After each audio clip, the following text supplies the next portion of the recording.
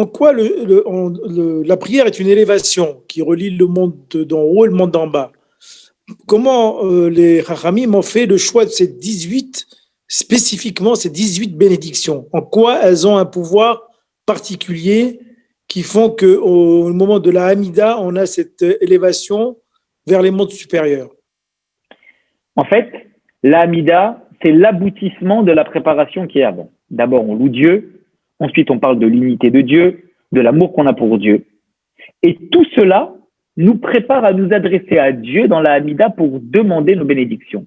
Vous vous souvenez, M. Waknin, quand on avait abordé les lois de la prière, on avait abordé en préambule des lois de la prière, à quoi sert la prière? On avait dit que la prière, c'était deux choses. Vous vous souvenez, on avait dit que c'était, comme vous l'avez dit, s'élever, se rapprocher de Dieu, mais c'était aussi une histoire de Bakashat Sorkav, une histoire de demander ses besoins.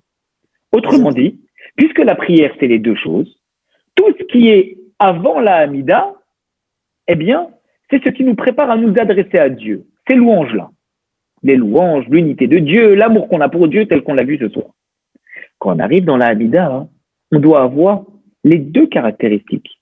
Non seulement la caractéristique, comme on vient de le dire, de pouvoir s'élever et de se rapprocher de Dieu, mais également le fait de demander ses besoins. Voilà pourquoi. Rappelez-vous, on a dit que quelqu'un qui change le langage des 3 premières bénédictions de la Hamida ou des 3 dernières bénédictions, on avait dit dans les lois de la Tfila qu'il n'est pas quitte de la Hamida.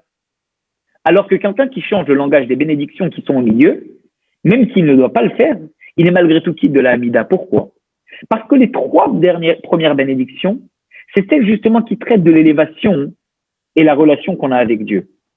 Les 3 dernières, c'est également celles qui traitent de l'élévation et de la relation qu'on a avec Dieu, mais en s'apprêtant à le quitter. Mais toutes les bénédictions qui sont au milieu, elles font référence à la nécessité, les besoins que nous avons.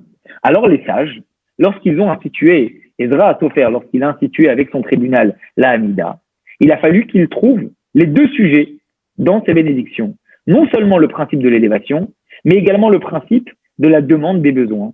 Donc il a institué au départ l'élévation, à la fin l'élévation, et au milieu, les besoins que tout à chacun attend. La parnassa, la refoua, le pardon, le mashiach, etc., etc. Merci merci, c'est très clair. Vraiment, merci. On a Avec bien grand plaisir. Avec grand plaisir.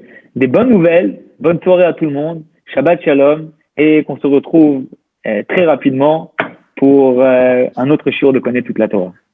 Bonne soirée à tout le monde. Merci beaucoup. Avec plaisir, au revoir.